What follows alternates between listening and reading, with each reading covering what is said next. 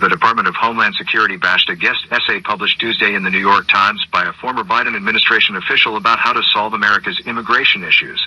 The essay was written by Bdr, the former Assistant Secretary for Border and Immigration Policy at DHS under Biden. In it, he argued that Congress has cynically allowed immigration to remain a toxic political issue and that lawmakers need to pass legislative reforms. We have ended up with a system that is generous to those who cross the border and claim asylum and is frequently stingy with those who try to use appropriate legal pathways to come here to work, he argued. DHS responded on its official X account. "I was Humpty Dumpty. Here's how to sit on a wall," the agency posted mockingly. The Trump administration has consistently sought to portray illegal immigration as a problem caused by Democrats and worsened by the Biden administration's policies. But N-Neto's essay pushed back on those notions, which could explain why DHS responded to the essay in the manner it did. For instance, N-Neto reported that Border Patrol encounters were actually lower when Mr. Biden left office in 2025 than when Mr. Trump did in 2021. He also mentioned that an executive order Biden signed in 2024 implementing restrictions on asylum claims at the southern border caused illegal entries to fall to their lowest point since the beginning of the coronavirus pandemic in 2020. However, it seemed to be too late to change the political narrative about immigration by the time Biden left office, N-Neto argued. Read the entire essay here. Sponsor message, then we're back.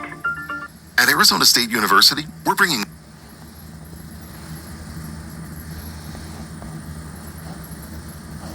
I was one of Biden's the dysfunction. Democrats a great deal of trust with. I was one of Biden's border advisors. Here's how to fix our immigration system. This article is by Bdr Neto and read by an automated voice. The first step in responding to a crisis is to acknowledge it exists. The surge in illegal crossings at our southern border during the first 3 years of Joe Biden's presidency was, by any reasonable definition, a crisis.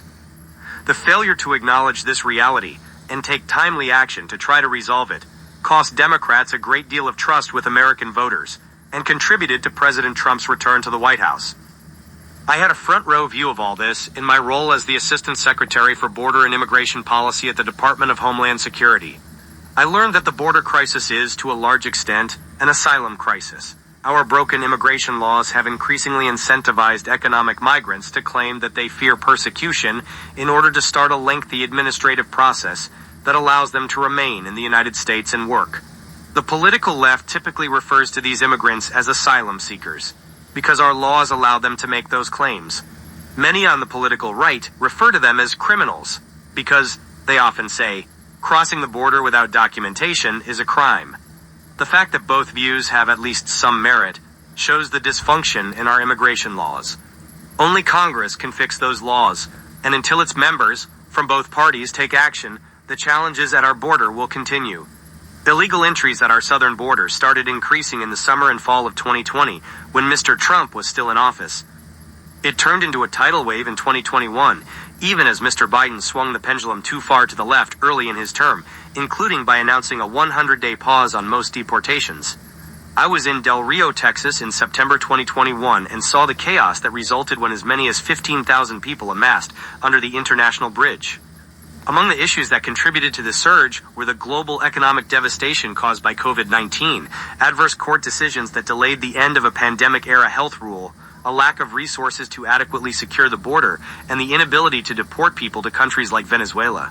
Deliberations that delayed important policy choices didn't help either. I pushed for several reforms, including some that eventually made it into executive orders or draft legislation, but there were and are no easy solutions. By the time Mr. Biden and congressional Democrats began working in earnest with Republicans in late 2023 and 2024 on revamping our immigration laws, the politics were hopelessly interwoven with the presidential election, which is why a tough, bipartisan bill ultimately foundered. In June 2024, Mr. Biden issued an executive order that put common-sense restrictions on claiming asylum at the southern border. Combined with a prior executive action that significantly expanded access to safe, orderly, and lawful pathways for migrants to come to the United States, illegal entries fell that summer to their lowest levels since the fall of 2020.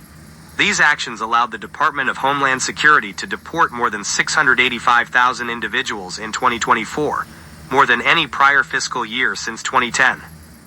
Border Patrol encounters were actually lower when Mr. Biden left office in 2025 than when Mr. Trump did in 2021. Despite this, it was too late to change the political narrative. Crises at the southern border are not unique to Democrats. We've seen regular surges in migration under presidents of both parties, going back decades. On his watch in 2018, Mr. Trump responded to a crisis by separating thousands of children from their parents in pursuit of a zero-tolerance immigration policy. In 2014, Barack Obama's administration faced a crisis caused by unprecedented encounters of unaccompanied children. In fiscal year 2001, overlapping with the first year of George W. Bush's presidency, the Border Patrol tallied more than 1.2 million encounters at the southern border. Right now, the border is relatively quiet. But we've traded a border crisis for a border-fueled crisis in governance.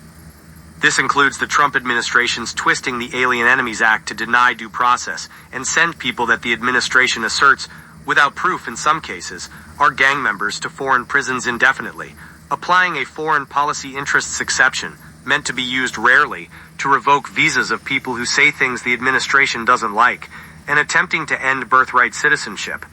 It also includes deploying the Marines and the National Guard in response to largely peaceful demonstrations in Los Angeles, without the consent of state and local leaders.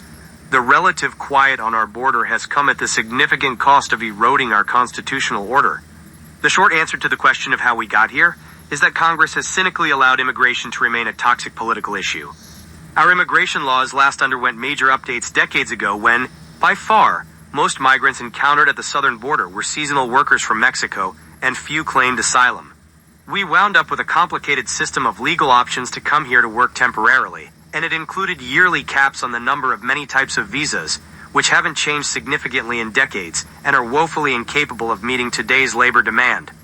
This helps fuel a gray market for labor in which unscrupulous employers exploit undocumented workers.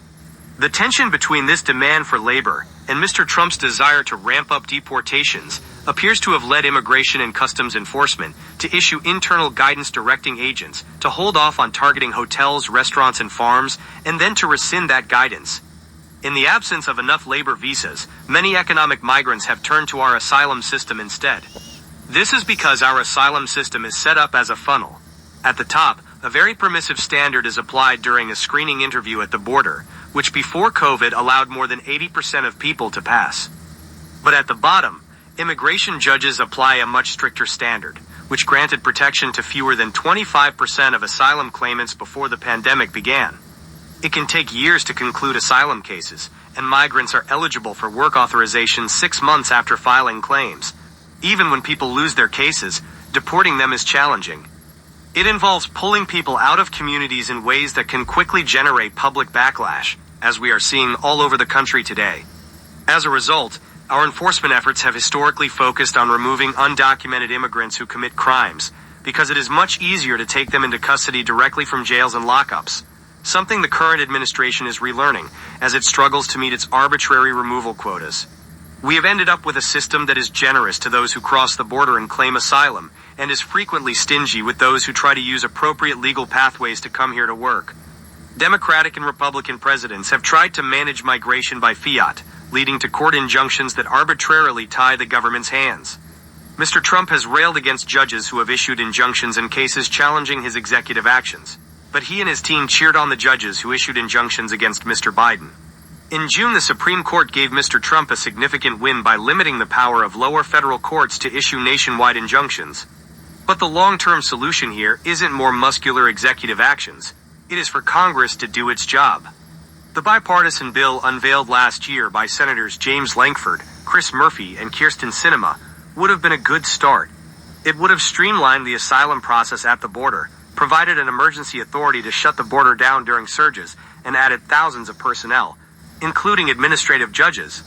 Knowing that passage of the bill would have been perceived as an election year win for Democrats, Mr. Trump successfully pressured congressional Republicans to kill it. What we've been left with is a political crisis.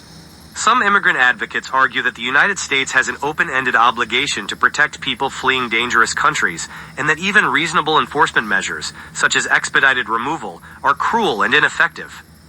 At the other end of the political spectrum, some argue that migrants are replacing Americans and that draconian actions are needed to stop an invasion at our southern border. These competing moralistic frames are not just disingenuous, they make compromise nearly impossible. Yes, we have an obligation to provide asylum to those who qualify, but most asylum claimants don't meet the criteria. And even though our borders must be safeguarded, immigration is an economic imperative. Immigrant labor has made us all better off. We cannot solve this crisis without bipartisan reform. Congress should create an immigration system that is most generous to those who are willing to wait and use significantly expanded pathways to come here and work, and that is least generous to those who cross illegally. In other words, we need a system that recognizes that we are not only a nation of immigrants, but also a nation of laws, and that we need to respect both. Until that happens, the next border crisis will always be just around the corner. Blas Nunez-Neto was an assistant secretary for border and immigration policy at the Department of Homeland Security, and later, a deputy assistant to the president and White House senior advisor for migration and Southwest border coordination during the Biden administration.